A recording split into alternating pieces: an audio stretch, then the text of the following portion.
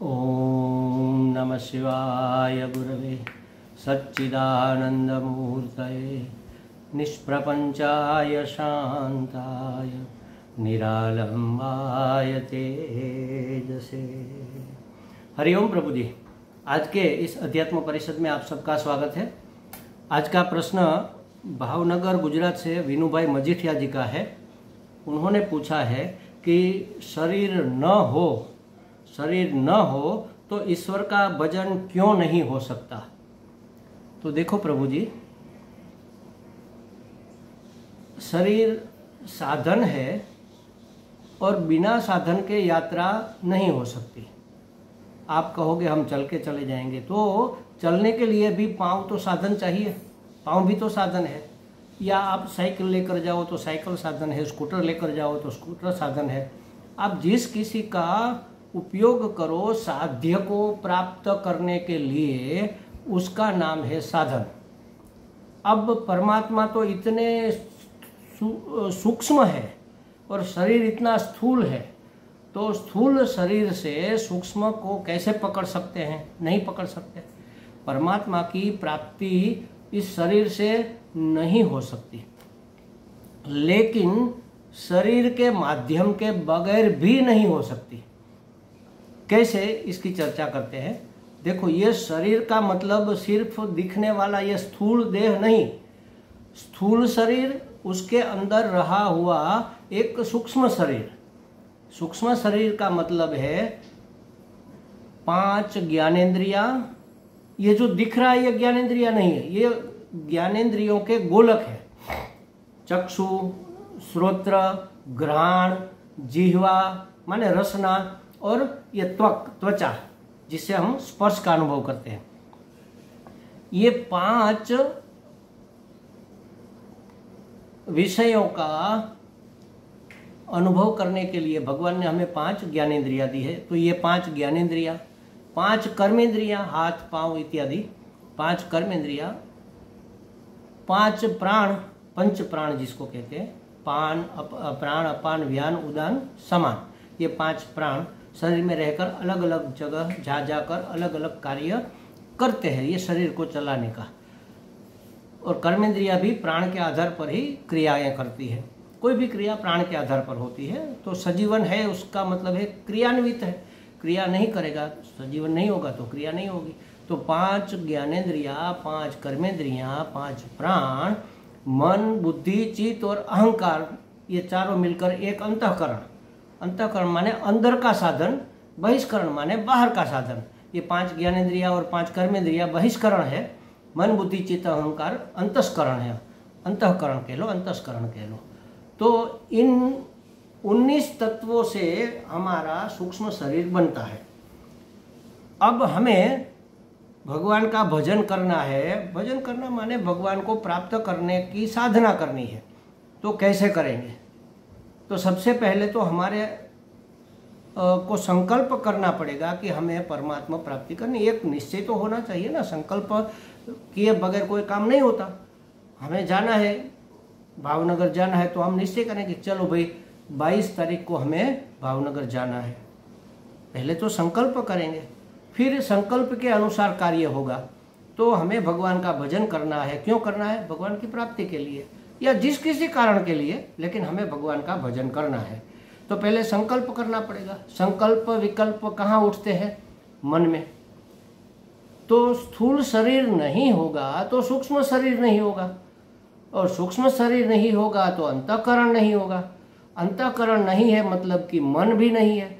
तो मन नहीं है तो भगवान का भजन करने का संकल्प करेगा कौन और कैसे करेगा? हो नहीं सकता। संकल्प विकल्पात्मक मन। अच्छा, संकल्प किया लेकिन कोई निश्चय नहीं किया, चलो नहीं अब तो शुरू ही कर देना है। तो निश्चयात्मिका बुद्धि ही, बुद्धि में निश्चय होता है और निश्चय को ही ज्ञान कहते हैं। जैसे समझो कि कोई आ रहा है तो हमें लगता है कि हाँ कोई आ रहा है, फिर थोड़ा अंधेरा है, दूर से अर्ली इन द मॉर्निंग हम जा रहे हैं कहीं पर गंगा के किनारे और सामने से कोई आ रहा है, तो हमें लगता है कोई प्राणी आ रहा है। प्राणी माने कोई पण जीव। फिर थोड़ा नज़दीक गए, वो भी थोड़ा नज़दीक आया, तो हमें लगा कि नहीं, कोई मनुष्य आ रहा है, पशु नहीं है, कोई मनुष्य लगता है, क्योंकि हाथ ऐसे हिल रहे, वो दिख रहा है। अच्छा, मनुष्य है, लेकिन पुरुष है कि स्त्री है ये पता नहीं चल रहा। और थोड़े नज़दीक गए तो पता चला, अरे ये तो कोई पुरुष है, पुरुष आ रहा है। थोड़ा और नज़दीक गए, वो भी थोड़ा और नज़दीक आया, तो पता चला, अरे ये तो कोई सन्यासी बाबा है। थोड़ा और नज़दीक गए तो हमें पता चला, अरे ये तो हमारे मित्र सत्यानंद जी महाराज है। तो पहचान हो गई, माने निश्चय हो गया, माने ज्ञान हो गया। अब बुद्धि में ज्ञान हो गया कि यह हमारे मित्र स्वामी सत्यानंद जी है। तो सत्यानंद जी है माने वह पुरुष भी है, मनुष्य भी है, सन्यासी भी है, वो तो सब बातें आ गई। एक के बाद करते करते धीरे धीरे निश्चय हो गया। तो इसी तरह परमात्मा प्राप्ति का निश्चय होना चाहिए। वह कहाँ होता है? बुद्धि में होता है। अज्ञान बुद्धि में है तो ज्ञान भी बुद्धि में होगा। अगर बुद्धि ही नहीं होगी, माने अंतःकरण नहीं होगा, माने सूक्ष्म शरीर नहीं होगा, माने स्थूल देह नहीं होगा, तो कैसे निश्चय होगा? अज्ञान की निवृत्ति और ज्ञान की अवाप्ति कैसे होगी? नहीं होगा। अच्छा, ज्ञान प्राप्ति के लिए क्या करना पड़ेगा? चित्त शुद्धि करनी पड़ेगी। चित्त शुद्धि उसका अधिकारित्व है ज्ञान प्राप्ति का। ज्ञान प्राप्त करने के लिए हमारे पास क्या अधिकार होना चाहिए, माने हमारे अंदर क्या लायकात होनी चाहिए? तो कहा कि चित्त शुद्धि होनी चाहिए। चित्त शुद्धि माने मन के अंदर काम, क्रोध, लोभ, मोह, मद, मात्सर्य, दम इत्यादि का महद अंश में निराकरण, पूरा पूरा न हो लेकिन महद अंश में निराकरण हो जाए। अरे इतने सारे, तो कहा कि एक समझ लो, राग द्वेष की निवृत्ति, वह है चित्त शुद्धि। तो राग द्वेष क्यों निवृत्त करना है भाई? चित्त से ही क्यों निवृत्त होगा? क्योंकि चित्त में हम जो जो अनुभव करते हैं उसका संस्कार उसमें चिपक जाता है। चित्त का मतलब ही है स्टोर रूम, हमारे अनुभवों का स्टोर रूम, स्टोरेज, या एल्बम कह लो। तो हमारे अनुभवों का स्टोरेज वहाँ पर है। हमारी ये इंद्रियां, जैसे समझो आँख ने कुछ देखा, टेढ़ा मेढ़ा पड़ा हुआ है, पहचान नहीं हुई, तो दृष्टि ने मन को कहा कि देखो क्या है।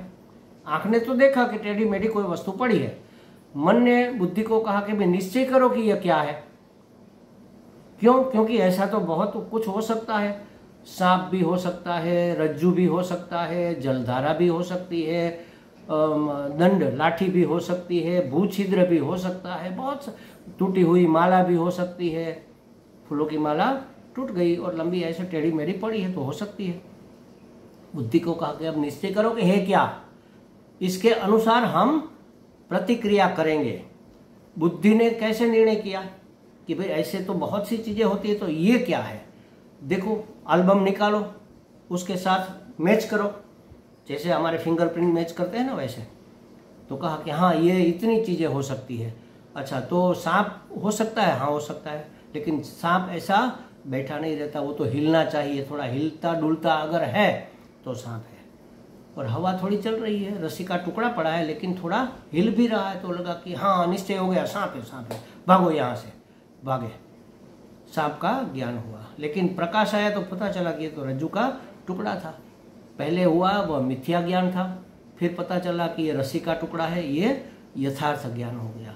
तो उसी तरह परमात्मा का ज्ञान हो जाना, सत्य वस्तु, यथार्थ वस्तु की हमें अवाप्ति हो जाना, प्राप्ति हो जाना, हमारे सभी समस्याओं का समाधान हो जाना, इसलिए भजन किया जाता है। और भजन के लिए अधिकारित्व है चित्त शुद्धि।